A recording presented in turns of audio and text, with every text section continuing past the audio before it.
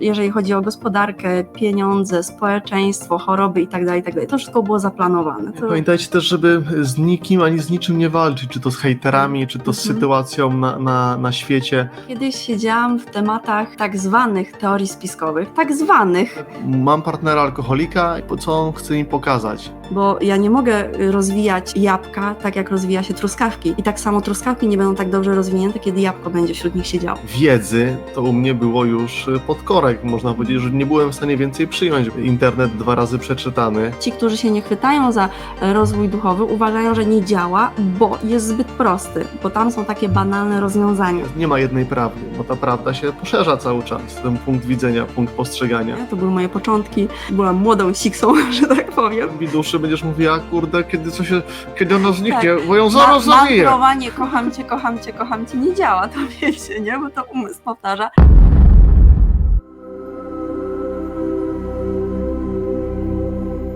Jesteśmy live. Jesteśmy! Dobry wieczór, kochani. A kto czytał maila? Ktoś w ogóle tutaj czyta te maile? Jesteście tutaj dlatego, że dostajecie te maile? Kochani, był tam taki cytat Sadhguru. Lubimy generalnie faceta. Fajne prelekcje robi. I on powiedział taką jedną fajną rzecz ostatnio, że dzisiaj każdy już mówi o duchowości. I rzeczywiście gdzieś tam przeglądamy sami internet, chodzimy na różne wykłady, już każdy psycholog mówi o duchowości, każdy trener mentalny mówi o duchowości, nawet jak ktoś się zawodowo nie zajmuje tym, to też mówi o duchowości. No i Sadhguru... Duchowość idzie do mainstreamu. Tak. I generalnie Sadhguru w jednym z swoich wykładów poruszył ten temat jako pewnego rodzaju, może nie zagrożenie, ale taki duży znak zapytania. Oczywiście, słuchajcie, każdy z nas trafia tam, gdzie wibracyjnie jest dostrojony, czyli jeżeli gdzieś tam wibrujemy na poziomie poniżej 200, to znajdziemy sobie mentora też na poziomie poniżej 200 i tak to działa. Jak jesteśmy coraz wyżej, to znajdujemy mentorów też, którzy są coraz wyżej. Ten temat związany właśnie z ciągłym mówieniem o duchowości, bo po pierwsze to jest sexy, to jest gorące, jak to się mówi. Coraz więcej osób zaczyna się zastanawiać nad tym, że tak długo już w moim życiu coś nie działa, że muszę zmienić kierunek, muszę zacząć myśleć inaczej i szuka dla siebie różnych rozwiązań. No i natrafia właśnie na temat rozwoju duchowego czy rozwoju świadomości i wykorzystuje różne książki, różne wykłady, czy idzie za różnymi właśnie inspiracjami i mentorami. No i okazuje się, że większość tych przekazów owszem jest mądra, ale absolutnie nie idzie z poziomem wibracji, z którym ten przekaz został zrobiony, stworzony. Wiecie jak to jest? To tak jak się tłumaczy książkę. Na jednym z warsztatów badaliśmy sobie poziom świadomości książek i ja zawsze pisałam w komentarzu napisana w oryginale. Bo ja nie wiedziałam, można to sprawdzić, ale jakby nie było na to czasu. Nie wiemy, który przekład wyczytacie. Każdy przekład będzie miał dodaną wibrację tego, co ją tłumaczy. Także oryginał zawsze będzie gdzieś tam spójny z wibracją, którą ma autor, tak? A już to tłumaczenie niekoniecznie. Już tam nie są dodawane kolejne elementy, a właściwie odejmowane kolejne elementy. No jak to jest dzisiaj? Każdy mówi o tej duchowości, nawet mądrze niektórzy mówią, a potem jak sprawdzamy poziom emocji, poziom świadomości, poziom otwartości, to mamy pozamykane i serca, i czakry korony, no i co z tym zrobić, prawda? No, mówić to jedno, a robić to drugie, co też w sumie często powtarzamy, pokazujemy jak to nasze życie kiedyś wyglądało i ja zawsze mówię, że wiedzy to u mnie było już podkorek. Można powiedzieć, że nie byłem w stanie więcej przyjąć, bo z mojej perspektywy to internet 2 razy przeczytany, parę książek, akurat z książkami to się... Jestem, słuchajcie, przekonany, że każda osoba tutaj, z osób, która jest dzisiaj na naszym live'ie, przeczyta więcej książek duchowych ode mnie. To idę o zakład. Nawet jakby ktoś przeczytał tylko 5 w życiu, to wydaje mi się, że i tak więcej, bo ja chyba nawet 5 nie przeczytałem. Próbuję zawsze tak mówię, bo chciałem powiedzieć kiedyś, ile przeczytałem, i ja kojarzę tylko 2. Kojarzę autobiografię Jogina, kojarzę Tajemnicę zagubionej modlitwy Grega Bradena i nic nie więcej nie kojarzę, ale coś tam pewnie było. Innych książek kiedyś czytałem więcej, takich popularno-naukowych, przygodowych, i tak dalej. Pan Samochodzik, Tomek na tropach Yeti i takie historie, ale z takich ogólnie z książek... Sami wiecie, że niektóre te książki dla dzieci mają dużo większą wibrację niż niejeden tekst. Ogólnie o książki duchowe to mądry. naprawdę ciężko mi sobie przypomnieć oprócz tych 2 pozycji, ale no załóżmy, że było ich 5. Wierzę, że było ich 5. Przynajmniej 5, więc wydaje mi się, że każdy z was tutaj przeczytał więcej, ale to nie o to też chodzi, bo my wiemy, że wy macie wiedzę. I też jak często pytamy osoby, które tutaj z nas słuchają, ile są w rozwoju duchowym, to ostatnio zrobiliśmy taki teścik i to były osoby, które 20, są po 10, 30, 15, 40. 20, tak, skończyło się tam na 40 latach, już nie szliśmy dalej. Także no przez te 40 lat wierzymy, że zrobiliście już dużo, a nawet jak jesteście w rozwoju duchowym 5 lat, to też zrobiliście dużo. Dużo czytaliście, jest mnóstwo grup, mnóstwo różnych teraz materiałów, no powiedzmy te 15 lat temu, czy 17, jak ja zaczynałem, to YouTube'a nawet nie było wtedy. Chociaż nie, YouTube kiedy? Nie, w 2010 chyba YouTube dopiero się pojawił. To nie było tych materiałów, nie dało się tego nigdzie zobaczyć. To trzeba było gdzieś pojechać z kimś porozmawiać albo gdzieś wyczytać. Na pewno nie były teraz tak jak popularne, gdzie wpiszemy hasło, nie wiem, świadomość albo rozwój duchowy i mamy 7000 teraz blogów, 7000 artykułów i 73 000 filmów.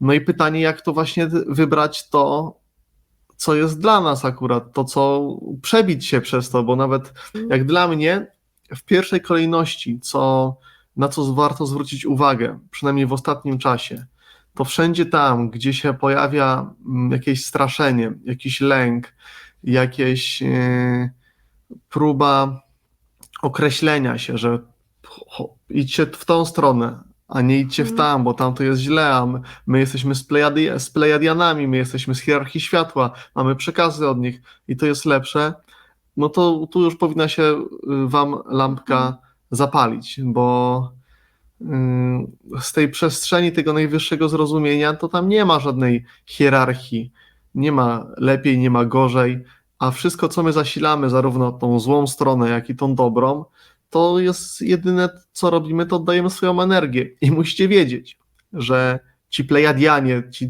tak zwani dobrzy, no oni faktycznie są dobrzy, ale oni też korzystają z waszej energii, jeżeli wy im ją samowolnie oddajecie. To nie jest tak. Wszystkie istoty korzystają z nas porówno. A tak samo ludzie, tak? My mówimy często o tych toksycznych osobach, szukałam w głowie, zapomniałam, toksycznych osobach czy wampirach energetycznych. To nie są toksyczne osoby ani wampiry energetyczne, tylko my po prostu oddajemy, nie umiemy, nie widzimy tego. Tak? A my sobie rozdajemy na prawo i lewo, a potem obwiniamy trochę innych na zewnątrz. No ale to jest związane z naszym poziomem świadomości, tak? I jeżeli tutaj nie będziemy o to dbać, to zawsze znajdzie się w naszym otoczeniu ktoś, komu my oddamy energię i go obwinimy. Tak to działa. Ale powiedziałeś fajną rzecz, bo powiedziałeś słowo prawda. I ja tu chciałam też nawiązać do tego, bo czasami gdzieś tam czytamy różne komentarze, gdzie znawcy tematu, powiedzmy, oceniają, czy coś jest prawdziwe, czy coś nie jest prawdziwe. I jakbyście się spotkali z takim komentarzem, to większość ludzi mówiąc prawda ma na myśli coś powyżej poziomu 200, mówiąc fałsz ma na myśli coś poniżej poziomu 200. No i do końca tak to nie jest, bo już rozmawialiśmy o tym. Prawda jest jak pupa, każdy siedzi na swojej. Jeżeli coś będzie kalibrowało na poziom poniżej 200, to będzie prawdą dla kogoś poniżej 200, jeżeli coś będzie kalibrowało powyżej 200, to będzie prawdą dla kogoś powyżej 200 i tak dalej, i tak dalej. Z najwyższego punktu rozumienia, tak jak na przykład często mówimy, nie ma karmy, nie ma przeznaczenia, nie ma czasu i tak dalej, i tak dalej. Tak jest, pod warunkiem, że ty też tam już jesteś wibracyjnie. Jeśli jeszcze nie jesteś, to ta karma zawsze gdzieś tam zbiera żniwo, jak to się mówi, tak? Pomimo, że nie istnieje, to wystarczy, że jest to gdzieś tam zakorzenione w naszej podświadomości, to będzie się tak to realizować. Można powiedzieć, że jest zakodowane. Tak. Jakby przyjąć tą rzeczywistość jako program komputerowy, jako hologram, jako algorytm, bo tak w rzeczy samej jest. Można to do tych skomplikowanych algorytmów porównać. Zresztą był taki, jak kojarzycie w Matrixie, tam też było to porównanie do algorytmu, były różne programy. Był program, który był klucznikiem, który otwierał różne portale, były programy, które strzegły tych różnych przejść i tak dalej. I trochę to było uogólnienie, ale jak się tak człowiek zagłębi, to wcale to daleko od prawdy nie odbiega. Więc Od tej prawdy w sensie to, jaka i czym rzeczywistość jest, tak?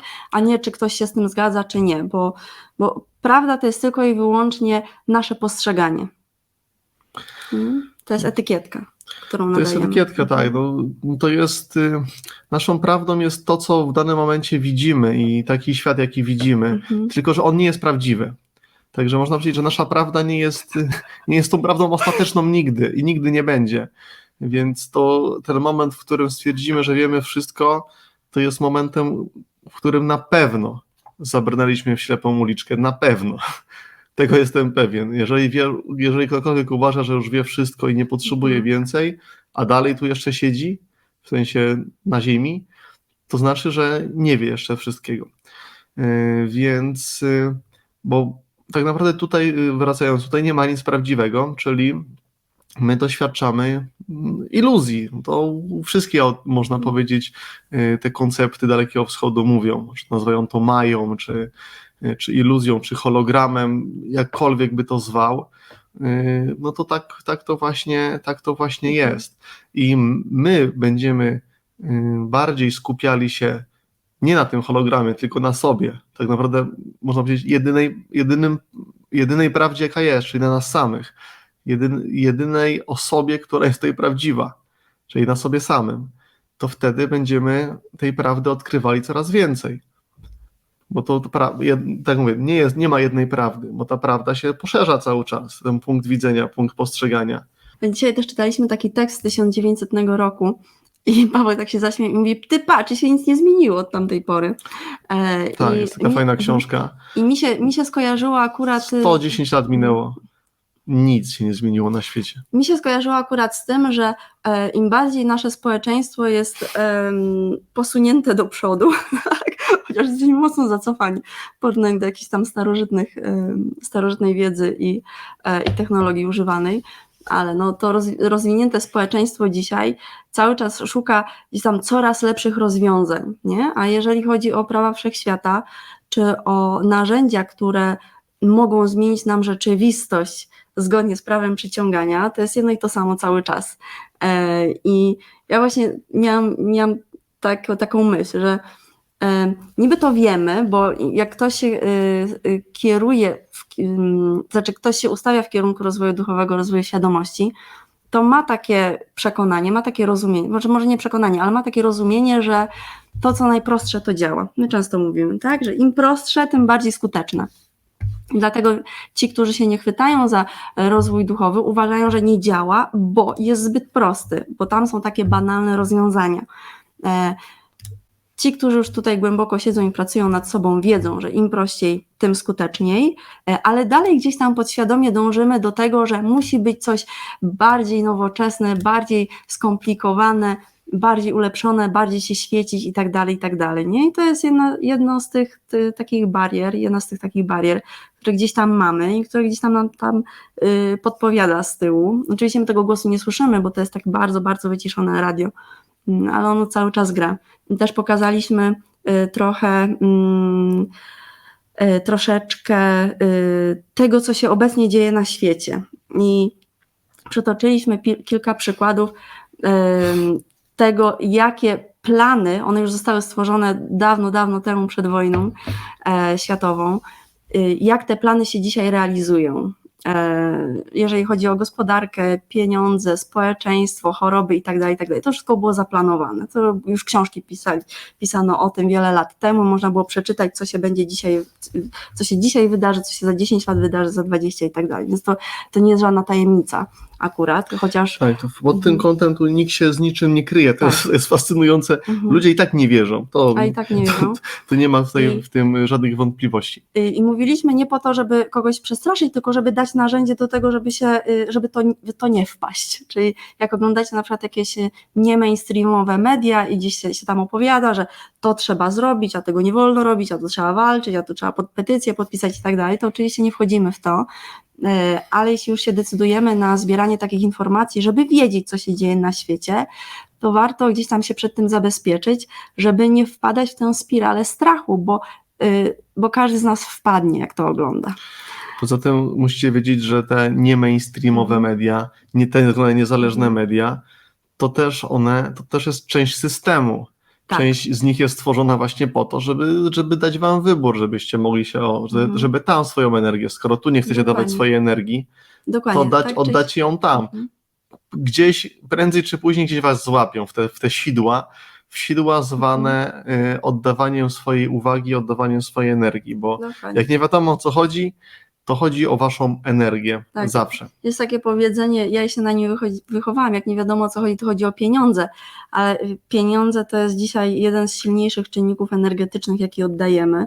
My się bardzo do tego przywiązujemy i traktujemy jak część siebie. Tam jest bardzo duży ładunek emocjonalny zaangażowany, no ale właśnie tak naprawdę cenniejszą walutą niż same pieniądze jest nasza energia życiowa. Pewnie gdzieś tam każdy z was w życiu doświadczył gdzieś tam w jakiś sposób takich energii, nawet czasami nie wprost do was wykierowanych, ale wystarczyło na przykład, że zajechaliście komuś drogę i popatrzyliście na tą osobę i dobrze wiedzieliście, co ona o was myśli, albo cokolwiek zrobiliście takiego, co się komuś nie spodobało, bo jak to ktoś kiedyś powiedział, nie jesteśmy $100, żeby się wszystkim podobać. I to życie też nie chodzi o to, żeby tutaj być perfekcyjnym i idealnym, tylko żeby być sobą. To też mówiliśmy na ostatnim szkoleniu, ta pułapka tej idealności, tego idealizmu, że chcemy być tacy wyidealizowani, to też jest jedna z pułapek właśnie duchowości, gdzie staramy się być lepsi niż w rzeczy samej jesteśmy. I to tak naprawdę zasila nasze ego, bo to daje cały czas pożywkę dla ego, które pokazuje nam, że nie jesteśmy jednak tacy idealni, jak myślimy, że jesteśmy. I ciągle będą pokazywały się różne testy, różne egzaminy, które będą nam dobitnie pokazywały, że jeszcze ta lekcja nie jest przerobiona i że musimy czasami zrobić ten kroczek w tył i dopiero z tego poziomu ruszyć dalej. Że słuchajcie, jeżeli będzie, bo ostatnio zdecydowaliśmy się też o tym powiedzieć, bo ostatnio ktoś pisał, pojawiła się fala nieprzyjemnych komentarzy. No, dopóki siedziała w sferze publicznej, to zawsze napatoczy, przepraszam za to słowo, ale tak, dosłownie, przez przypadek napatoczy się ktoś, kto gdzieś tam podejdzie bliżej troszeczkę. I im większy macie ogień, im większe macie światło, no to niestety, ale to trochę tak jak ćmy, które lecą do tego światła. To nie jest tak, że one skorzystają z tego światła, bo większość robaczków się sparzy, nie?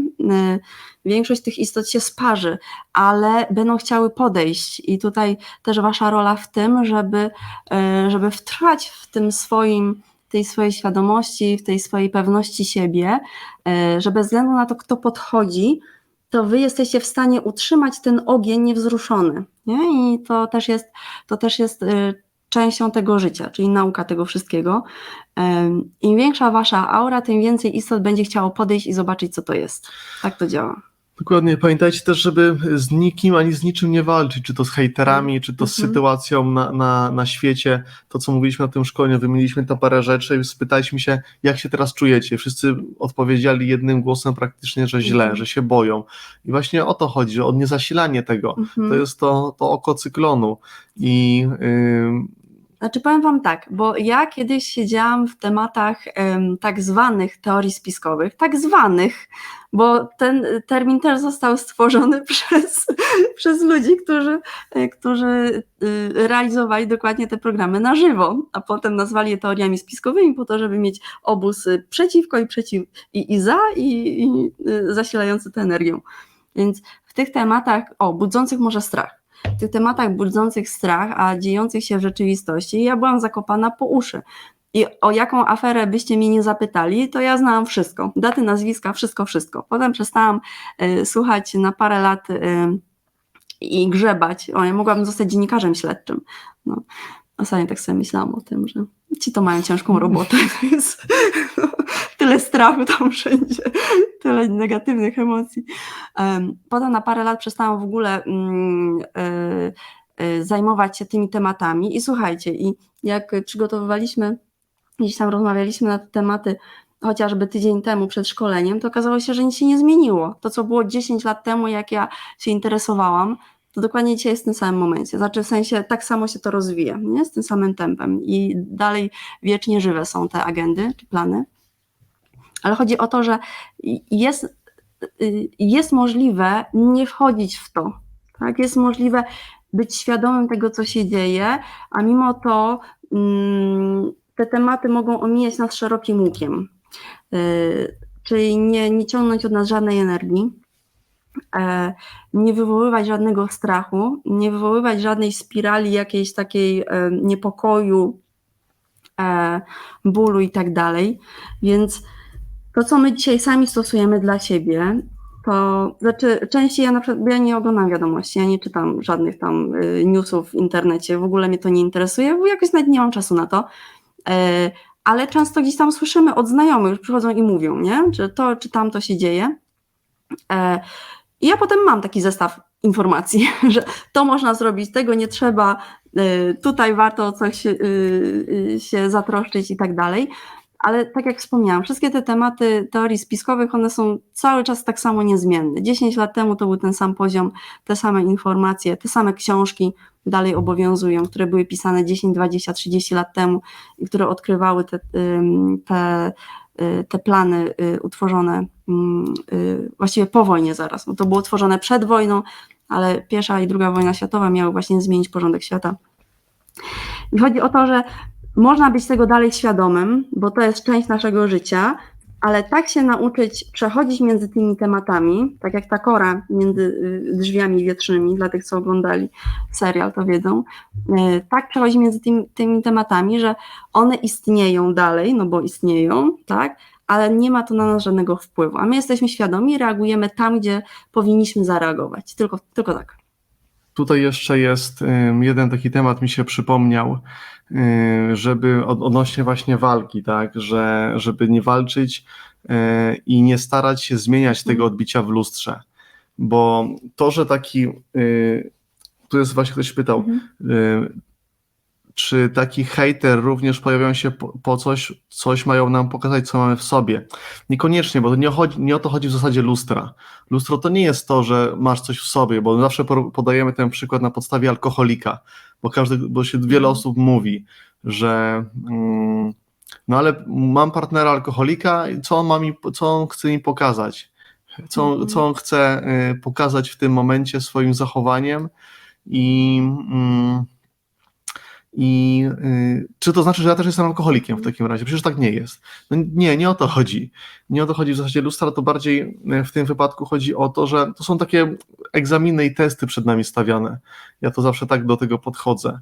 I w zależności od tego, jak ty do tego podejdziesz, jak ty z tym zarezonujesz, czy w to wejdziesz i zasilisz to swoją energią i stanie się to większe, czy spojrzysz, uśmiechniesz się, powiesz OK i pójdziesz robić swoje dalej, to od tego zależy, czy to będzie tobie to jeszcze więcej pokazywane. Ta twoja akceptacja, ta zgoda, to pokochanie tego, co jest nie do pokochania, czyli pokochanie takiego hejtera, pokochanie męża alkoholika i tak dalej. Tylko nie na zasadzie, że mówicie, zamykacie oczy, mówicie, dobra, kocham go, a potem on robi coś takiego, że w was się wzbiera złość i nienawiść, no bo to pokazuje, to jest ten test właśnie i ten test jest wtedy niezdany. I tylko od waszych reakcji zależy jakość waszego życia, czyli w zależności od tego, jak zareagujecie na taki dany teścik, to wam pokazuje, w którym miejscu jesteście. Ale też mogę podać przykład właśnie, no bo wszystko jest... Jeszcze jedną rzecz. Tak, bo to jest to, co wam ciągle powtarzamy. Rozwój duchowy, jak się rozwijamy duchowo, to nie znaczy, że cały świat nagle będzie piękny i różowy.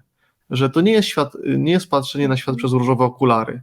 Że to nie jest, jak jesteśmy na tym poziomie 600, 700 czy 800, że nagle wszystko po prostu panuje miłość na świecie i radość, no przecież powinno tak być, skoro to wszystko jest naszą emanacją i lustrem. Ale tak do końca nie jest, bo na tym poziomie mamy zrozumienie tych rzeczy. Mamy zrozumienie, że one mają takie być i tak mają wyglądać.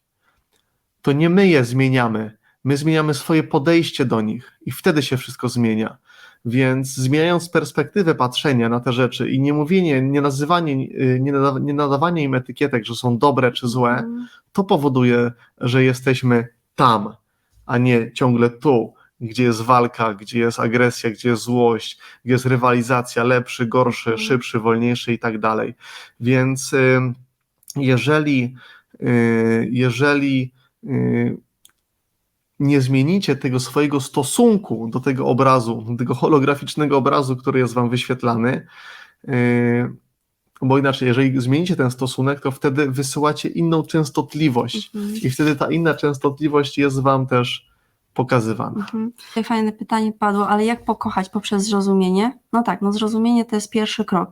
I słuchajcie, to się będzie rozwijać, bo to też nie jest tak, że pewnego dnia się budzisz i nagle już wszystko wiem. To jest etap, znaczy to jest proces, to wiecie to. Oczywiście ten przełom to jest ułamek sekundy, ale na ten przełom, czyli ta wisienka na torcie, musi mieć tort. I my ten tort budujemy sobie przez jakiś czas. Niektórzy szybciej go budują, inni wolniej. Ale tak, zrozumienie to jest pierwsza kluczowa rzecz.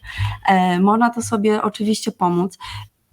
I jak nasze zrozumienie się poszerza, a to nie jest zrozumienie na zasadzie działa prawo przyciągania, tak, albo podobne przyciąga podobne, lustro nie uśmiechnie się pierwsze, czy jeszcze coś innego. To jest zrozumienie świadome, a my chcemy zrozumieć poprzez uczucia, bo to jest najlepszy kanał komunikacji, ciało, a najlepszy język to są uczucia, więc im bardziej sprawni jesteśmy w tym, co się w nas dzieje, im więcej słyszymy, tym mamy większą świadomość i większe wiedzenie tego, jak to rezonuje ze wszystkim na zewnątrz. Więc my tu na przykład też będziemy pogłębiać w tym procesie prawdziwej medytacji, także gratuluję wszystkim, którzy się odważyli na niego, bo wszędzie chodzi o ciało, tylko i wyłącznie. Ciało to jest wasz samochód na tę podróż. Im bardziej rozumiecie wszystkie kontrolki, które się tam dzieją, tym większe macie rozumienie tego, że te same kontrolki są tam na zewnątrz i nie na wszystkie trzeba reagować, albo że w ogóle, albo że można reagować i jak. A czy jeśli zaczniemy postrzegać takiego hejtera inaczej, jako zupełnie inną osobę pełną miłości i empatii, to zmienimy ją w taki sposób i będziemy jej tak doświadczać. Wiesz co, to jest tak, że albo ona się zmieni, albo ona zniknie też, że nie będzie nam tego pokazywała, bo jeżeli dalej jest, to znaczy, że ciągle gdzieś coś tam jeszcze musi być. Dopóki ona całkiem nie zniknie, albo nie będziemy jej widzieli inaczej. Zresztą samo to zdanie, jeżeli ty zaczniesz postrzegać tę osobę zupełnie inaczej, pełną miłości i empatii, to jak inaczej możesz ją odbierać? Nie możesz. Cokolwiek ona zrobi, ty tylko ją będziesz w ten sposób odbierać. Więc to jest tak naprawdę samo spełniająca się przepowiednia. Tylko że to jest często tak, chyba że to będzie tylko robione z poziomu umysłu, że tak. Tylko powiesz, że ty ją, że tak uważasz, a w głębi duszy będziesz mówiła, kurde, kiedy ona zniknie, bo ją zaraz zabiję. Mantrowanie, kocham cię nie działa, to wiecie, nie? Bo to umysł powtarza, a my potrzebujemy to poczuć na poziomie ciała. Więc z tym hejterem jeszcze tak nawiązując do tego lustra, rzeczywiście wszystko to, co nas spotyka, Paweł mówił o tych testach, więc w ten sposób też patrzymy na doświadczenia, ale wszystko to, co nas spotyka, jest jakąś informacją, że coś jest w naszym życiu do zaopiekowania się i to z jednej strony mogą być nasze przekonania, nasza wibracja, a czasami to jest też przekaz, że słuchaj, pokazuje się taki temat w twoim życiu, bo ty go możesz przetransformować i komuś przekazać dalej. Na przykład ta osoba, która się pojawiła w naszym życiu, to jaki ona nam przekaz przyniosła, to już nie ma znaczenia, ale chodzi o to, że też możemy się tym podzielić z wami na przykład, więc to jest jeden z czynników, tak, tego przekazu. Jeżeli ty zaczynasz, że tak powiem, kochać wszystko na zewnątrz, akceptować wszystko na zewnątrz, to taki hejter, który jest w poziomie wibracji, no jaki to może być? No na pewno poziom strachu i poniżej, prawda? Czyli poniżej 100. Ja bym powiedziała, że ta osoba, bo najczęściej co się zdarza, ta osoba po prostu znika z waszej przestrzeni, bo ona was nie widzi. Albo gdzieś tam zobaczy, ale nie ma odwagi, żeby podejść, bo tu już mamy za silną energię. Ona idzie tam, gdzie jest potrzebna, idzie spełniać swoje zadanie gdzie indziej po prostu, idzie być hejterem u kogo innego. To nie jest tak, że to nie jest też tak, że na przykład ona się zmieni. Może, ale ona się może zmienić dla was tylko, ale dla innych może być dalej hejterem Tak, tak. i spełniać tą rolę, do której jest tutaj, jaką ma tutaj jakby. No właśnie, tutaj piszecie, poziom żalu i bólu. Iza żartobliwie napisała mniej niż 0, jest taka piosenka. Ale tak, 60, 40, 50, no właśnie, sami oceniacie też, nie? Że stoi poniżej. Czyli no to jest bardzo, bardzo niska energia. Tam nie ma zrozumienia, tam jest wszystko pozamykane. I mi się przypomniało, siostra mi opowiadała, że zna zawodowego hejtera. Tak sobie myślę, jak zawodowego? No nie, po prostu codziennie jego celem, czy jej celem, codziennie celem tej osoby jest otworzyć internet i udowodnić komuś, że nie ma racji. I na koniec dnia ten człowiek czuje się spełniony, że wykonał swoją misję. Dobrze wykonał robotę, ale to jest okej. Wiecie, każdy jest potrzebny, każdy wykonuje tutaj swoją rolę. Można się śmiać, tak, ale to jest prawda. Ale pomyślcie, 86% ludzi żyje ciągle w tych niskich wibracjach. Oczywiście możemy gdzieś tam spojrzeć na Europę jako na trochę bardziej rozwiniętą wibracyjnie przestrzeń, no bo w tych 86% to znajdują się też ludzie, którzy często muszą walczyć o swoje życie, o przetrwanie, o zaspokojenie głodu i tak dalej, więc to będzie też wiele krajów takich, gdzie panuje no taki ogólny jakiś terroryzm czy bieda. Ale no, statystycznie patrząc, no, jak sami czytacie różne fora, w Europie też jest tego mnóstwo takich osób, prawda? Alinka to pisze, a jeśli ktoś nie chce się na to godzić i odejdzie, to znaczy, że źle przeszedł etap zrozumienia. Etap zrozumienia nie wyklucza tego, że jak po prostu masz ochotę odejść, albo ktoś ma ochotę odejść, to mu się na to pozwala, albo pozwalasz sobie odejść i tyle. To nie znaczy, że masz w tym tkwić. Bo to tylko ty wiesz tak naprawdę, co w danym momencie jest dla ciebie. Być może najlepszym sposobem będzie po prostu odejście, bo będzie łatwiej. Aczkolwiek trzeba pamiętać, że to nie jest przerobiony temat, więc wtedy należy podjąć pracę. Pytanie, czy będzie łatwiej. Teoretycznie można powiedzieć, że będzie łatwiej, bo nie będziemy na co dzień musieli się z tym zmagać, ale z drugiej strony, tak jak chodzimy na siłownię i podnosimy coraz większe ciężary, to tylko dlatego, że chodzimy na siłownię, się z tym codziennie zmagamy, z tymi ciężarami, można powiedzieć. I jak taka osoba załóżmy odejdzie, no to pytanie, czy będziemy mieli w sobie tyle samozaparcia, żeby samemu to przepracować, bo duże prawdopodobieństwo jest, że następna osoba, jaka przyjdzie, będzie nie taka sama, ale gdzieś tam podobna, więc będzie to kolejna okazja do przetestowania siebie, aczkolwiek no, nie ma dobrze, źle. Trzeba po prostu wybrać i tyle. Tam, gdzie jest lekkość, tam, gdzie jest radość, tam zawsze są te wybory, które nam służą, więc jeżeli czujemy, że powinniśmy gdzieś odejść z pracy, z jakiejś relacji, z czegokolwiek i na samą myśl po prostu robi nam się dobrze, to po prostu tak zróbmy i tyle. Ja wam powiem jeszcze tak z poziomu trochę umysłu, ale zawsze miałam ogromne szczęście do swoich szefów, takich etatowych. To byli bardzo, bardzo mądrzy ludzie, zawsze mężczyźni akurat, ale bardzo mądrzy, że pozdrawiam, jeżeli któryś gdzieś tam nas śledzi. I zawsze słyszałam wiele cennych rad. Pamiętam, jak pierwszy raz musiałam kogoś zwolnić, to był dla mnie dramat, emocjonalny po prostu, jak można coś takiego komuś powiedzieć. I dostałam bardzo cenną lekcję, zanim komuś wypowiedziałam umowę. Wyglądało to mniej więcej tak. Mój szef mnie wziął na stronę, ja taka zaryczana, nie? Po prostu mówię, Jezu, ja tego nie zrobię, jak ja mogę komuś zrujnować życie? On tak na mnie patrzy i mówi, ale ty mu teraz rujnujesz życie. Ja mówię, a czemu? Mówi, bo trzymasz kogoś, kto kompletnie tutaj nie pasuje i nie może się rozwinąć. Ja mówię, ale dostaje kasę. On mówi, ale kasa to jest najmniejszy problem w tym świecie.